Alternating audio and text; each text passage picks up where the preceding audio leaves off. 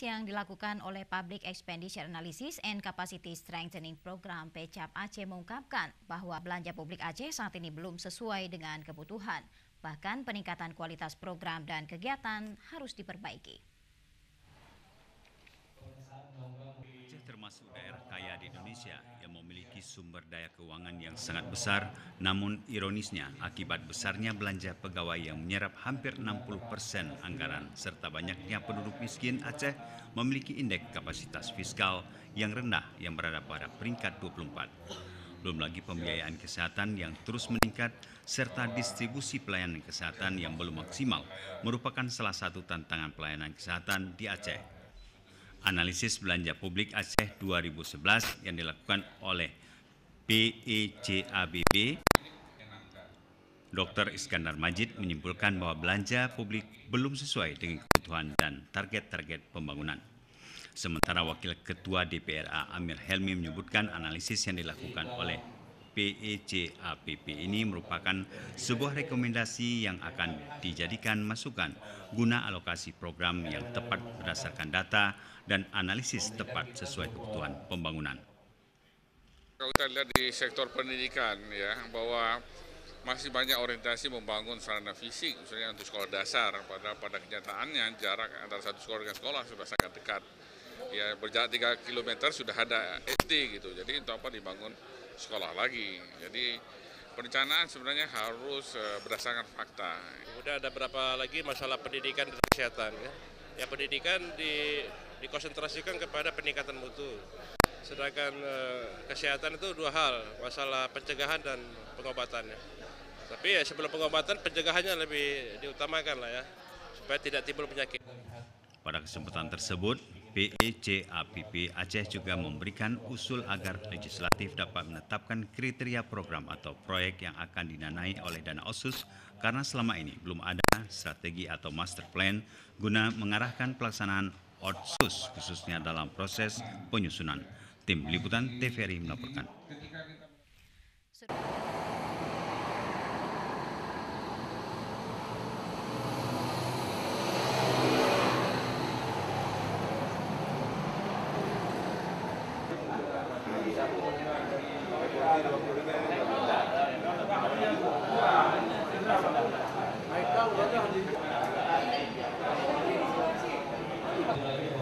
Didukung pengesahan undang-undang di program PECAP bersama dengan Indonesia membentuk program di sini instrumen analisis yang sudah dikerjakan.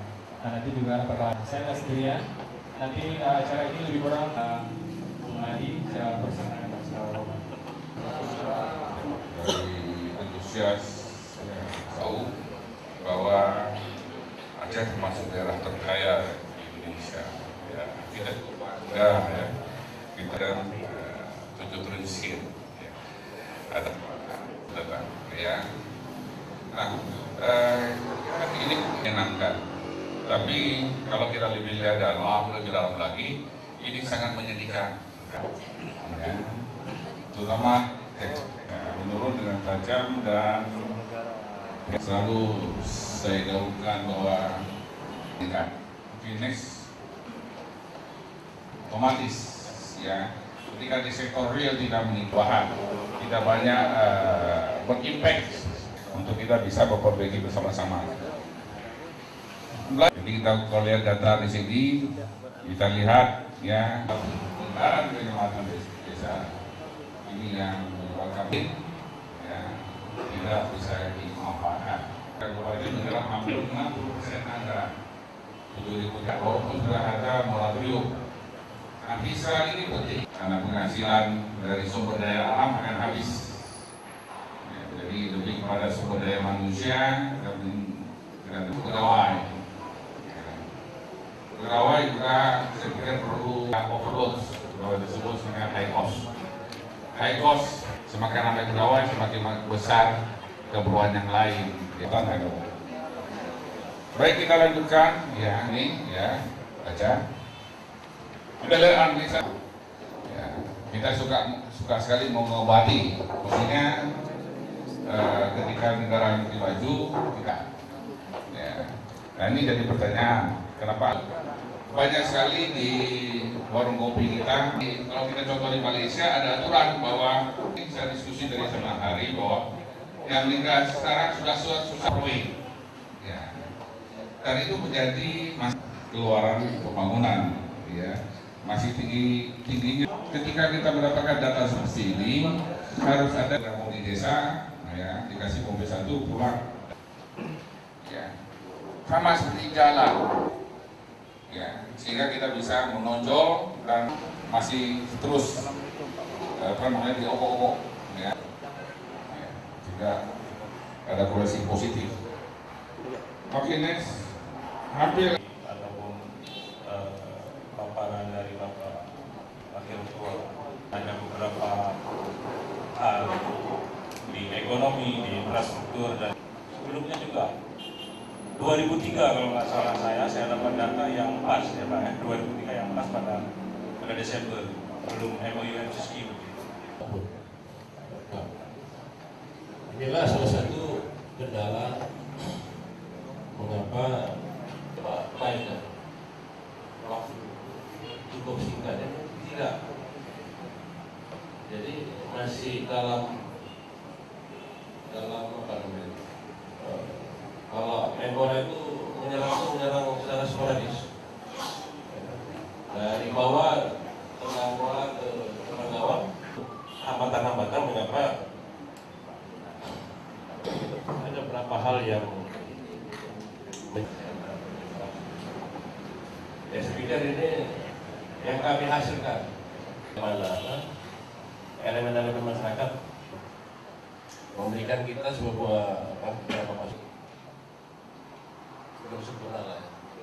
Nah, kalau kita lihat sasaran yang ingin kita capai 15 tahun 2% dari dana DAU, satunya di proyek-proyek maupun pembangunan tenaga kesehatan di daerah. Mustafa Abu Bakar pernah mendengungkan bahwa dana abadi pendidikan sampai mencapai 2 triliun rupiah. Kemudian para pepatah Aceh lama mengatakan realisasi tersebut. Kemudian kami hanya menerangkan dana pendidikan. Kita ketahui bahwa untuk bidang pendidikan, kesehatan, infrastruktur itu sudah ada SPM. Masalah analisis terhadap belanja publik dilakukan sesuai dengan kebutuhan. Kemudian ada beberapa lagi masalah pendidikan dan kesehatan. Yang pendidikan dikonsentrasikan kepada peningkatan mutu. Sedangkan kesehatan itu dua hal, masalah pencegahan dan pengobatan. Tapi ya sebelum pengobatan, pencegahannya lebih diutamakan lah ya, supaya tidak timbul penyakit. Saya pikir hasil analisis yang kita hasilkan pada hari ini cukup bermanfaat untuk semua pihak. Mudah-mudahan analisis ini menjadi bahan DPR di dalam melakukan kajian-kajian atau dalam pembahasan APBA. Terkait pembahasan APBA sendiri, ada target kapan mungkin? Nah, target secepat-cepatnya ya kan, karena target mau lama-lama ya. Tapi kan ada tahapan yang harus kita lalui. Nah, tahapan-tahapan inilah yang harus kita jalankan dan segala hambatan kita hindarkan kan gitu. Sebenarnya kendala apa yang masih terjadi Pak pembahasan? Ya kan ini pembahasan masih dalam tahap pembahasan bersama. Karena pembahasan itu dilakukan secara detail, maka hasilnya kan agak terlambat gitu. Nah, kita harapkan ada disederhanakan pembahasan itu supaya walaupun tidak mengurangi makna ya kan. Nah, kita inginkan pembahasan itu disederhanakan supaya bisa kita capai hasil yang lebih cepat dan baik. Politik kan sudah sejalan lah nih, mana ada persoalan politik, cuma masalah teknis aja. Oh, udah ada. Ada. Semua. Ya, saya pikir yang perlu kita perhatikan untuk Aceh ke depan, dua hal ini yang mempunyai efek jangka panjang. Masalah narkoba dan masalah illegal logging. Illegal logging akan mengakibatkan banjir bandang, narkoba mengakibatkan sumber daya manusia Aceh ke depan akan. Apa yang sudah dilakukan pemerintah Aceh sendiri, Pak? Ya, itu salah satu yang harus kita ingatkan semua pihak, ya kan? Agar dua hal ini harus diperhatikan. masalah pengamanan kawasan hutan, masalah pemberdayaan perangkat desa untuk menghambat beredarnya narkoba. Ya, ini kan harus memerlukan dana. Ya, penguatan di perangkat desa, ya, penguatan. Rasanya itu dana itu bisa dialihkan ke tempat lain. Nah, kalau ini jadikan acuan, itu anggaran-anggaran seperti tadi yang disebutkan bahwa tidak tepat itu insya Allah kan bisa kita selamatkan. Kalau masih banyak keluhan tentang pendidikan, ini tanggapan dari kita sendiri? Ya, sama juga ya kalau kita lihat di sektor pendidikan ya, bahwa masih banyak orientasi membangun sarana fisik, khususnya untuk sekolah dasar, karena pada kenyataannya jarak antara satu sekolah dengan sekolah sudah sangat dekat. Ya, berjalan 3 km sudah ada SD gitu, jadi untuk apa dibangun sekolah lagi. Jadi perencanaan sebenarnya harus berdasarkan fakta. Mana yang harus dibangun, mana yang harus dijauhkan. Nah, kemunduran pendidikan tidak hanya bisa kita salahkan mungkin dari sisi program pemerintah saja, juga kesadaran daripada masyarakat. Ya, seperti saya katakan tadi bahwa setelah fisik bagus, mutu guru bagus, nah anak didiknya bagaimana? Cukup gizi, nggak cukup sehat tidak. Ya, jadi ada program-program yang memang tidak nampak, ya, tidak secara fisik tidak nampak, tapi secara non fisik itu sebenarnya dibutuhkan ya, supaya kita dapat menghasilkan anak-anak yang lebih berbakat dan berkemampuan. Terima kasih. Saya melihat begini, bahwa kondisi pendidikan di Aceh hari ini, walaupun ada tudingan itu kita berada pada ranking 26 di tingkat Indonesia, itu kita harus melihat bersama bahwa itu bukan persoalan kesalahan dinas pendidikan itu sendiri, tapi itu adalah kesalahan kita bersama, masalah kita bersama itu. Karena kondisi pendidikan hari ini saya lihat berangsur-angsur membaik kondisi pendidikan Aceh. Secara personal, anak-anak kita malah ada yang ranking 1 nasional.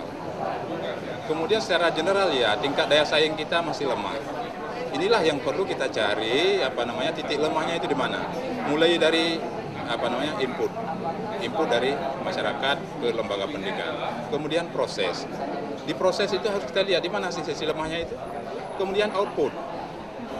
Ya, output itu kita harapkan dari lembaga pendidikan itu sendiri, dari satuan pendidikan itu sendiri, mereka harus kerja maksimal.